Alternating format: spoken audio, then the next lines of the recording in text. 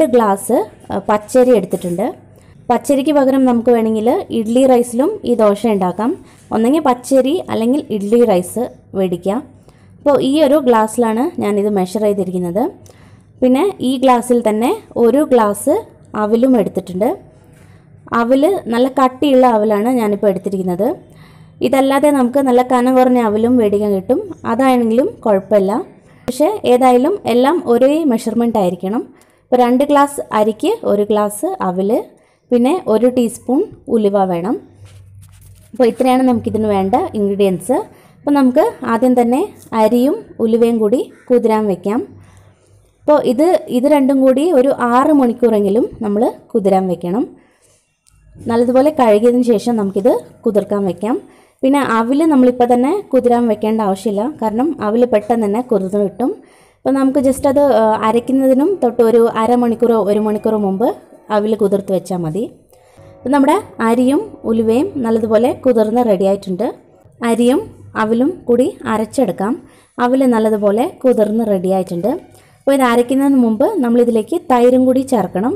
അപ്പോൾ തൈര് ഞാൻ നേരത്തെ അരി മെഷർ ചെയ്ത ഗ്ലാസ്സിൽ തന്നെ 1/2 കപ്പ് തൈര് എടുത്തിരുന്നു. അതിലേക്ക് 1/2 ഗ്ലാസ് വെള്ളം കൂടി ചേർത്ത് മിക്സ് ചെയ്ത് വെച്ചിരിക്കുന്നതാണ്. അപ്പോൾ മൊത്തം 1 ഗ്ലാസ് തൈരുണ്ട്.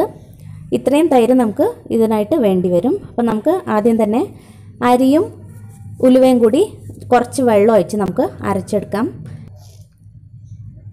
ഇനി നമുക്കിതിലോട്ട് അവൽ ചേർത്ത് കൊടുക്കാം. നേരത്തെ മിക്സ് ചെയ്ത് വെച്ച് തൈര് ഇതിലോട്ട് ചേർത്ത് കൊടുക്കാം. തൈര് ഒഴിച്ചിട്ട് വേണം ഇത് അരച്ചെടുക്കാൻ. കുറേശ്ശെയായിട്ട് നോക്കി ചേർക്കുക. നല്ല സോഫ്റ്റായിട്ട് വേണം അരച്ചെടുക്കാൻ. നമ്മുടെ മാവ് ഇവിടെ അരച്ചെടുത്തിട്ടുണ്ട്. നല്ല സ്മൂത്തായിട്ടാണുള്ളത്. ഒട്ടും തന്നെ തരി ഉണ്ടാവാൻ പാടില്ല. നല്ല സ്മൂത്തായിട്ട് അരച്ചെടുക്കാം. ഇതേപോലെ വെള്ളം കൂടി ഞാൻ ഇതിലേക്ക് ഒഴിക്കുന്നുണ്ട്. ഒരുപാട് കട്ടിയാവരുത്. നമ്മൾ ദോശയ്ക്കൊക്കെ ഉണ്ടാക്കുന്ന ആ ഒരു കൺസിസ്റ്റൻസിയിലായിരിക്കണം മാവ്. ഇത് നല്ലതുപോലെ ഒന്ന് മിക്സ് ചെയ്തെടുക്കുക. ഇനി നമുക്കിത് ഫെർമെൻറ്റ് ചെയ്യാൻ വെക്കണം. അപ്പോൾ ഇത് ഒരു രാത്രി മുഴുവനും ഫെർമെൻറ്റ് ചെയ്യാൻ വയ്ക്കുക.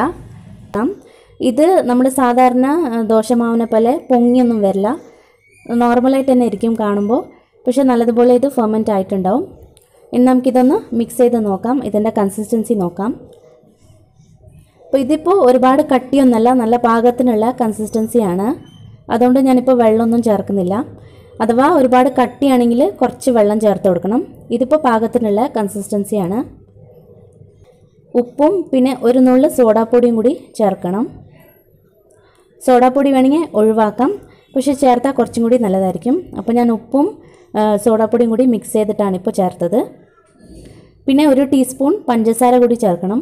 ഈ പഞ്ചസാര ചേർക്കുന്നത് ദോശയ്ക്ക് നല്ലൊരു കളർ കിട്ടാൻ വേണ്ടിയിട്ട്, പിന്നെ ദോശയ്ക്ക് ഈ നമ്മൾ തൈര് ചേർത്തുകൊണ്ട് അതിൻ്റെ പുളിയൊന്നും ഇല്ലാതെ ഇരിക്കാൻ വേണ്ടിയിട്ട് നമ്മൾ പഞ്ചസാര ചേർക്കുന്നുണ്ട്. പിന്നെ തൈര് നമ്മൾ ചേർക്കുമ്പോൾ പുളി ഇല്ലാത്ത തൈര് വേണം ഇതിനു വേണ്ടി ഉപയോഗിക്കാൻ. അത് പ്രത്യേകം ശ്രദ്ധിക്കണം, അല്ലെങ്കിൽ മാവ് നല്ലതുപോലെ പുളിച്ചു പോകും. ഇനി നമുക്ക് ദോശ ഉണ്ടാക്കി തുടങ്ങാം.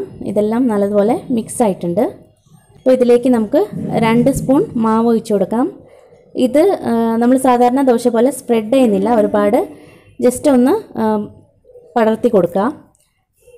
പിന്നെ ഒരു മീഡിയം ഫ്ലെയിമിൽ വെച്ചിട്ട് അടച്ചു വെച്ചിട്ട് വേണം ഇത് വേവിച്ചെടുക്കാൻ.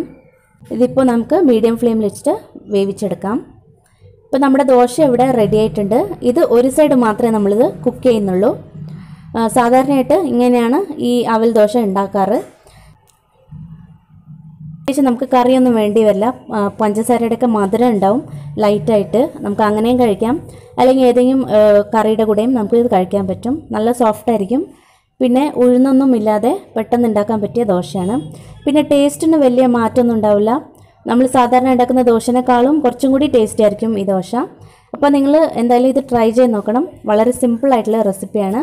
ട്രൈ ചെയ്ത് നിങ്ങളുടെ അഭിപ്രായങ്ങൾ അറിയിക്കുക.